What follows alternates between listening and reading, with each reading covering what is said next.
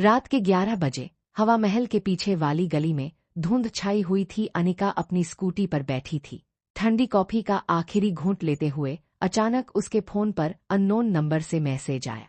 चाय पीने आजा, पिंक सिटी का सबसे पुराना राज तुझे दिखाऊंगा। अनिका हंसी, स्कैम लग रहा था, फिर भी उत्सुकता ने उसे पकड़ लिया। वो अल्बर्ट हॉल के पास वाले छोटे से तपरी पर पहुंची, जहां सिर्फ एक लड़का बैठा था, लंबा, तेज जॉलाइन, काला कुर्ता और आंखों में वो चमक जैसे राजस्थान के सारे राज छुपा रखे हों। मैं अर्जुन, उसने मुस्कुराते हुए कहा और उसके सामने गर्मागर्म अदरक वाली चाय रख दी। तेरे सपनों में आता हूं न मैं, हर रात। अनिका की सांस रुक गई, इसे कैसे पता? अर्जुन ने धीरे से उसका हाथ पकड़ा और बोला, मैं यहाँ 200 साल से हूँ। पिंक सिटी की दीवारों में बंद हर 100 साल बाद एक लड़की आती है जो मुझे देख सकती है, तो वही है। अनिका, अब बता, चाय के साथ मेरा राज सुनेगी या भाग जाएगी? अनिका ने चाय का कप उठाया, एक घूंट लिया और आंख मारकर बोली, राज तो सुनूंगी, लेकिन पहले तू बता, इस चाय में क्या डाला है जो दिल इतना तेज धड़क रहा है? अर्जुन हंस पड़ा। धुंध और गहरी हो गई। दोनों हवेली की ओर बढ़े। जैसे जैसे वे पास पहुंचे, हवेली की दीवारें चमकने लगी। अंदर विशाल हॉल था, दीवारों पर पुरानी पेंटिंग्स, जिनमें अनिका जैसी ही एक लड़की की तस्वीर थी, ठीक 100 साल पहले की। अर्जुन ने फुसफुसाकर कहा, ये तू ही है? हर 100 साल बाद एक अनिका आती है और हर बार वो मेरा राज खोल देती है। अब बता, अगला राज जानना है या अभी भी भाग जाना चाहती है? अनिका की आंखों में रोमांच और डर दोनों थे। उसने अर्जुन की ओर देखा और धीरे से बोली, चलो पूरा राज सुनाओ, लेकिन चाय का अगला कप मेरे साथ पियो। हवेली के अंदर रोशनी और तेज हो गई। अर्जुन ने एक पुरानी तस्वीर की ओर इशारा किया। उसमें अनिका जैसी लड़की अर्जुन के साथ खड़ी थी और दोनों के हाथों में वही चाय का कप था। अचानक हवेली की घड़ी बजने लगी। 12 बज गए। अर्जुन की आंखें चमक उठी। उसने अनिका का हाथ और मजबूती से पकड़ा और बोला, अब सुन, मैं इंसान नहीं हूँ अनिका, मैं इस हवेली का साया हूँ। 200 साल पहले एक राजकुमारी ने मुझे यहाँ कैद कर दिया था, क्योंकि मैं उससे प्यार करता था। हर 100 साल बाद एक अनिका आती है, वही राजकुमारी की आत्मा का हिस्सा है। तो अगर आज रात मेरे साथ चाय पी लेगी और ये पुरानी तस्वीर छू लेगी तो मैं आजाद हो जाऊंगा, लेकिन एक शर्त है। अनिका ने सांस रोकी। क्या शर्त? अर्जुन ने मुस्कुराते हुए उसके कान में फुसफुसाया, तुझे मुझसे प्यार करना होगा। सच्चा प्यार सिर्फ एक रात का नहीं, हमेशा का। तैयार है? बाहर धुंध में हवा महल साक्षी बनकर खड़ा था। अंदर चाय की खुशबू और पुरानी यादों की महक फैल गई थी। अनिका ने एक पल के लिए आंखें बंद की। हवेली की पुरानी घड़ी अभी भी बज रही थी, टिक टिक टिक, जैसे समय खुद रुकने वाला हो। अर्जुन का हाथ अभी भी उसके हाथ में था। उसकी उंगलियों की गर्मी अनिका को अजीब सी शांति दे रही थी। सच्चा प्यार? अनिका ने धीरे से पूछा। उसकी आवाज में थोड़ा कंपना था। एक रात में कैसे पता चलेगा कि प्यार सच्चा है? अर्जुन मुस्कुराया। उसकी आंखों में सदियों का दर्द और उम्मीद दोनों झलक रहे थे। उसने अनिका को हवेली के बीच वाले बगीचे में ले जाया। वहां एक पुराना कुआं था, जिसके किनारे पर चांदनी में चमकती हुई चांदनी फूलों की माला पड़ी थी। देख, अर्जुन ने कहा, और कुएं में झांका। पानी की सतह पर अनिका और अर्जुन की छाया दिख रही थी, लेकिन छाया में अनिका राजकुमारी के पुराने राजसी कपड़ों में थी और अर्जुन घोड़े पर सवार योद्धा। ये हमारी पिछली जिंदगी है अनिका। 200 साल पहले मैं राजकुमारी की महल का रक्षक था। हम दोनों ने एक दूसरे से प्यार किया, लेकिन राजकुमारी की मां ने मुझे जादू से इस हवेली में कैद कर दिया। हर 100 साल बाद तू, यानी राजकुमारी की आत्मा का हिस्सा, यहाँ आती है। अगर आज तू मुझे सच्चे दिल से प्यार कर ले और ये पुरानी तस्वीर छू ले, तो जादू टूट जाएगा। अनिका ने कुएं में देखा। उसकी आंखें भर आईं। बिना कुछ सोचे उसने अर्जुन की ओर मुड़कर कहा, अर्जुन, मैं जयपुर की लड़की हूँ, डरती नहीं, लेकिन प्यार वो एक पल का नहीं होता। उसने धीरे से अर्जुन का चेहरा अपने हाथों में लिया। ठंडी हवा में दोनों के बीच सिर्फ चाय की खुशबू और दिलों की धड़कन थी। अनिका ने आगे बढ़कर उसके होंठों पर हल्का सा चुंबन दिया। सिर्फ एक पल, लेकिन वो पल सदियों जितना लंबा लगा। अचानक हवेली की दीवारें चमक उठी। पुरानी तस्वीर हिलने लगी। अर्जुन की आंखों से आंसू निकल आए। अनिका, तुमने कर दिया, जादू टूट रहा है। लेकिन तभी कुएं से एक तेज रोशनी निकली। हवा महल की तरफ से पुरानी औरत की आवाज आई, नहीं, राजकुमारी का वादा कभी नहीं टूट सकता। अर्जुन ने अनिका को अपनी बाहों में कस लिया। डरो मत, अब हम साथ हैं, लेकिन ये सिर्फ शुरुआत है। अगला राज अभी बाकी है। बाहर धुंध में कुछ और इंतजार कर रहा है। दोनों ने एक दूसरे को देखा। चाय का आखिरी घूंट अभी भी उनके होंठों पर था। हवेली का दरवाजा धीरे धीरे खुल रहा था और बाहर जयपुर की रात और भी रहस्यमयी हो गई थी। हवेली का दरवाजा पूरी तरह खुल गया। बाहर धुंध में हवा महल की पुरानी दीवारें चमक रही थीं, जैसे वो भी अनिका और अर्जुन की कहानी देख रही हों। अर्जुन ने अनिका को अपनी बाहों में और कस लिया। उसके होंठ अभी भी अनिका के चुंबन की गर्मी महसूस कर रहे थे। अनिका, तुमने जादू टूटने का पहला कदम उठा दिया, अर्जुन ने फुसफुसाकर कहा। उसकी आवाज में सदियों का सुकून था, लेकिन वो पुरानी औरत, राजकुमारी की माँ की आत्मा, वो अभी भी यहाँ है। वो हमें अलग करना चाहती है। अनिका ने सिर ऊपर करके अर्जुन की आंखों में देखा। उसकी आंखें चमक रही थीं। मैं जयपुर की लड़की हूँ अर्जुन, कोई आत्मा मुझे डरा नहीं सकती। उसने अर्जुन का हाथ पकड़ा और दोनों हवेली से बाहर निकले। धुंध के बीच में अचानक एक पुरानी घोड़ी की टापों की आवाज आई। धुंध हटते ही सामने एक पुरानी औरत खड़ी थी। सफेद सार, लाल बिंदिया और आंखों में गुस्सा। राजकुमारी की आत्मा, औरत चिल्लाई, तुम फिर से उसी गलती पर हो। ये योद्धा तुम्हें कभी नहीं मिल सकता।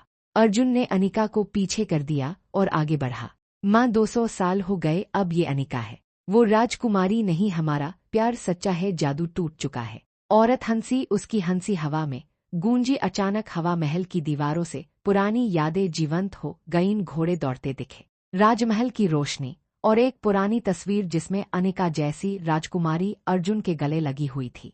अनिका डरी नहीं। उसने आगे बढ़कर औरत के सामने खड़े होकर कहा, मैं अनिका हूँ, पिंक सिटी की लड़की, और ये मेरा अर्जुन है। हमारा प्यार किसी जादू से बड़ा है। उसने अर्जुन की ओर देखा, फिर उसके गले में बाहें डाल दी और फिर से गहरा चुंबन दिया। इस बार चुंबन इतना गहरा था कि धुंध पूरी तरह हट गई। हवा महल की घंटियां बजने लगीं। पुरानी औरत चीखी और धीरे धीरे हवा में गायब हो गई। अर्जुन की आंखों से आंसू बह निकले। उसने अनिका को कसकर गले लगाया। तुमने मुझे आजाद कर दिया अनिका, अब मैं इंसान हूँ तुम्हारा। दोनों ने एक दूसरे को देखा। चाय की खुशबू अभी भी हवा में थी। अर्जुन ने अनिका की स्कूटी की ओर इशारा किया और मुस्कुराते हुए बोला, चलो अब असली जिंदगी शुरू होती है। लेकिन एक राज और बाकी है, पिंक सिटी की सबसे खूबसूरत जगह पर, जहां हमारी कहानी हमेशा के लिए लिखी जाएगी। तैयार हो? अनिका हंसी। उसने अर्जुन का हाथ पकड़ा और स्कूटी स्टार्ट की। चलो, जयपुर की रात अभी बहुत लंबी है। धुंध पूरी तरह साफ हो गई। हवा महल चुपचाप साक्षी बनकर खड़ा था। दोनों स्कूटी पर सवार होकर पिंक सिटी की गलियों में निकल पड़े। नई शुरुआत की ओर। स्कूटी की हेडलाइट पिंक सिटी की गलियों को चीर रही थी। अनिका आगे बैठी थी, अर्जुन उसके पीछे। उसकी बाहें अनिका की कमर के चारों ओर मजबूती से लिपटी हुई थीं। हवा में अब चाय की खुशबू के साथ फूलों की महक मिल रही थी। कहाँ ले जा रहे हो मुझे? अनिका ने पीछे मुड़कर पूछा। उसकी आवाज में शरारत थी। अर्जुन ने उसके कान के पास फुसफुसाया, जहां कोई राज नहीं, सिर्फ हम दोनों हैं। अंबर फोर्ट के नीचे वाली पुरानी झील के किनारे, वहां चांदनी रात में सिर्फ हमारी कहानी बाकी है। स्कूटी रुकी। झील का पानी चांद की रोशनी में चमक रहा था। आसपास कोई नहीं, सिर्फ दूर कहीं से राजस्थानी गाने की हल्की सी धुन आ रही थी। अर्जुन ने अनिका का हाथ पकड़ा और दोनों झील के किनारे एक पुरानी चट्टान पर बैठ गए। अर्जुन ने जेब से एक छोटा सा लॉकेट निकाला, पुराना सोने का, जिसमें अनिका जैसी लड़की की छोटी सी तस्वीर थी। ये 200 साल पुराना है, राजकुमारी ने मुझे दिया था, आज तुझे दे रहा हूँ। अनिका ने लॉकेट गले में पहन लिया, फिर अर्जुन की गोद में सिर रख दिया। अर्जुन, अब सच बताओ, क्या तुम सच में इंसान हो गए हो या फिर कोई सपना? अर्जुन हंसा। उसने अनिका के बालों में उंगलियां फिराईं और धीरे से बोला, अब मैं इंसान हूँ। तुम्हारा दिल धड़कता है, सांसें चलती हैं, और सबसे बड़ा राज यह है कि मैं तुमसे बिना रुके प्यार करता हूँ। उसने अनिका का चेहरा ऊपर उठाया। दोनों की आंखें मिलीं चांद की रोशनी में। अर्जुन ने अनिका को फिर से चुंबन दिया, इस बार धीरे, गहरे और हमेशा के लिए। झील का पानी हल्का हिल गया, जैसे वो भी उनके प्यार को महसूस कर रहा हो। अचानक अनिका की स्कूटी की लाइट जल उठी। फोन पर एक नया मैसेज आया, अननोन नंबर से। राज अभी खत्म नहीं हुआ, अगला चैप्टर कल रात, नाहरगढ़ फोर्ट पर, तुम्हारा पुराना राज। अनिका ने फोन अर्जुन को दिखाया। दोनों ने एक दूसरे को देखा और मुस्कुरा दिए। लगता है पिंक सिटी अभी हमें छोड़ने वाली नहीं, अनिका बोली। अर्जुन ने उसे और कस लिया। चलो, आज की रात तो सिर्फ हमारी है, कल का राज कल देखेंगे। दोनों झील के किनारे लेट गए। चांद, झील और जयपुर की रात सब उनके प्यार की गवाही दे रहे थे। अगली रात नाहरगढ़ फोर्ट की ऊंची दीवारों पर चांदनी फैली हुई थी। अनिका और अर्जुन स्कूटी से उतरे। फोर्ट के गेट पर कोई नहीं था, सिर्फ पुरानी रोशनी और हवा में राजस्थानी ठंडी हवा। अर्जुन ने अनिका का हाथ थामा। कल वाली मैसेज वो राज का आखिरी हिस्सा है, अर्जुन ने धीरे से कहा। यहाँ 200 साल पहले राजकुमारी ने मुझे आखिरी बार देखा था। आज तू यहाँ है तो शायद पूरा जादू हमेशा के लिए खत्म हो जाएगा। दोनों ऊपर चढ़े। फोर्ट की सबसे ऊंची जगह पर पहुंचकर अनिका रुक गई। नीचे पूरा जयपुर चमक रहा था। हवा महल, सिटी पैलेस सब बिंदियों की तरह जगमगा रहे थे। अर्जुन ने पीछे से अनिका को अपनी बाहों में भर लिया। उसकी ठोड़ी अनिका के कंधे पर टिक गई। अनिका, इन 200 सालों में मैंने सिर्फ इंतजार किया, अब तुम हो तो लगता है समय रुक गया है, उसने फुसफुसाया। अनिका मुस्कुराई। उसने घूमकर अर्जुन को देखा। लॉकेट उसके गले में चमक रहा था। अर्जुन, मैं भी इंतजार कर रही थी। जयपुर की ये रातें, ये फोर्ट, ये चाय, सब तुम्हारे लिए ही थे। उसने अर्जुन के गले में बाहें डाल दी। दोनों के होंठ मिल गए। चुंबन इतना गहरा कि फोर्ट की पुरानी दीवारें भी गूंज उठी हवा में। चाय की महक फिर से फैल गई, जैसे कोई अदृश्य हाथ ने उनके लिए चाय बना दी हो। अचानक फोर्ट के अंदर से एक हल्की सी रोशनी निकली। पुरानी तस्वीर वाली जगह पर एक चमकती हुई किताब दिखाई दी। अर्जुन ने अनिका का हाथ पकड़कर उसे वहां ले जाया। किताब खुली थी। उसमें लिखा था, जो सच्चा प्यार करे वो राज हमेशा के लिए आजाद। अब अनिका और अर्जुन, तुम दोनों पिंक सिटी के नए राजा रानी हो। किताब छूते ही एक आखिरी झटका लगा। अर्जुन की आंखें पूरी तरह इंसानी हो गईं। वो हंसा और अनिका को गोद में उठा लिया। अब कोई जादू नहीं, कोई राज नहीं, सिर्फ हम, अनिका ने उसके सीने से चिपकते हुए कहा। दो अब क्या, रोज चाय पीते हुए जयपुर घूमेंगे। अर्जुन ने उसे नीचे रखा, फिर घुटनों पर बैठ गया और अनिका का हाथ पकड़ लिया। अनिका, आज से मैं तुम्हारा हूँ, हमेशा शादी करोगी। अनिका की आंखें भर आईं। उसने हाँ में सिर हिलाया। हाँ, लेकिन चाय मेरे हाथ की होगी और राज सिर्फ हमारे।